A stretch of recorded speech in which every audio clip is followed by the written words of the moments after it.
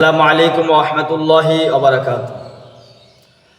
আজ হচ্ছে পবিত্র আশুরা, অর্থাৎ মুহররম মাসের আজ 10 তারিখ।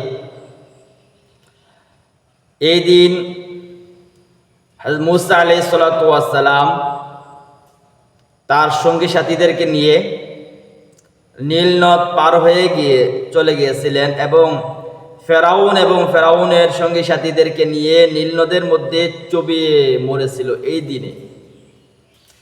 এই জন্য ইহুদিরা এই দিনে একটি রোজা রাখে। আর সেই জিনিসটা দেখে মুহাম্মদ রাসূলুল্লাহ সাল্লাল্লাহু আলাইহি সাল্লাম বলেছেন, যেহেতু মুসা আলাইহিস সালাতু ওয়াস সালামের অনুসরণ আমি আরো বেশি করতে চাই, সেই হিসাবে আমিও এই দিনের মধ্যে ইবাদত করব।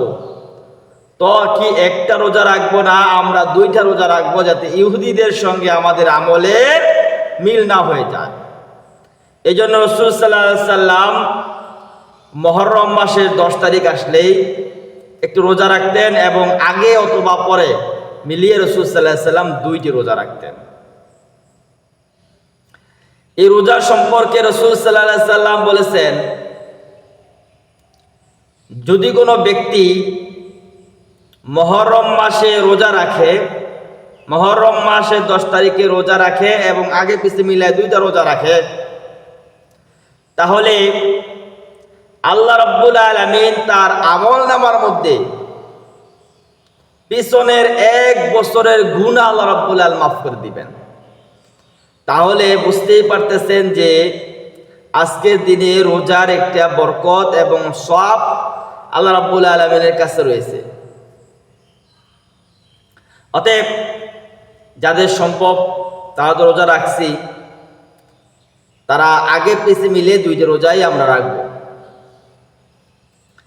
আর এই রোজা ছাড়া অন্য সকল জিনিস আমরা যাই করে থাকি, অনেকে হাই হোসেন করে বুক চাপড়াইতেছে, অনেকে বাজ্জি ফুটাইতেছে, অনেকে পটকা বাজাইতেছে, অনেকে আড়ম্বর সৃষ্টি করতেছে, অনেকে মিছিল নিয়ে বের হইতেছে। এগুলো কোনোগুলোই ইসলামের মধ্যে নাই, এগুলো কোনোগুলো কোরআন হাদিসের সমর্থিত নয়। যেহেতু হযরত হুসাইন রাদিয়াল্লাহু তাআলা কারবালার প্রান্তরে শহীদ হওয়ার পর থেকে এই আশুরা তাৎপর্য নয়, আশুরা তাৎপর্য তো রাসূল সাল্লাল্লাহু আলাইহি সাল্লাম থেকেই রাসূল সাল্লাল্লাহু আলাইহি সাল্লাম নির্ধারণ করে গিয়েছিলেন। আর ওই সময় তো হুসাইন রাদিয়াল্লাহু তাআলা সেই মর্মান্তিক মৃত্যুর ঘটনা ঘটেই নাই।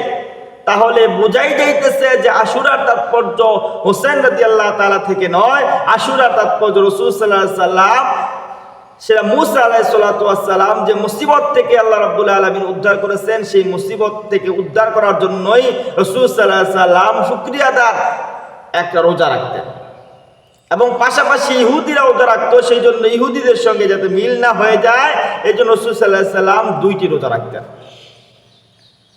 যাক, আমরা যা বুঝতে পারলাম যে আশুরার তাৎপর্য এসেছে মুসা আলাইহিস সালাতু ওয়াস সালাম কে আল্লাহ রাব্বুল আলামিন নীল নদ পার করে দিয়েছেন এবং ফেরাউনদেরকে আল্লাহ রাব্বুল আলামিন নীল নদের মধ্যে চুবাইয়া মারছেন। সে থেকেই রাসূল সাল্লাল্লাহু আলাইহি সাল্লাম একটি রোজা রাখতেন।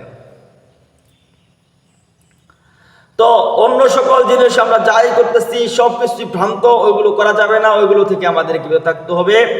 ইসলাম ওইগুলো সমর্থন করে না। ইসলাম যেটাকে সমর্থন করে না সেই জিনিস আমরা করতে পারি না, সেই জিনিস আমাদের জন্য অন্যায় বা আমাদের জন্য সেই জিনিস করা একটি পাপের কাজ। যেরকম অনেকে হাই হোসেন করে শরীর চাপড়াইতেছে, শরীরের মধ্যে গাও করে ফেলতেছে, শরীরে রক্ত জড়াইতেছে, সেটা ইসলাম সমর্থন করে না।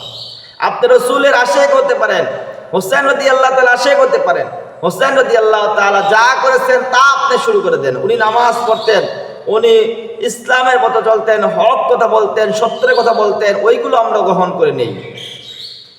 আমরা যেটা গ্রহণ করার কথা সেটা গ্রহণ করি না, যেটা গ্রহণ করার থেকে রাসূল সাল্লাল্লাহু আলাইহি সাল্লাম বিরত থাকতে বলেছেন ওইগুলো আমরা গ্রহণ করি। আল্লাহ রাব্বুল আলামিন আমাদেরকে বুঝার এবং মানার তৌফিক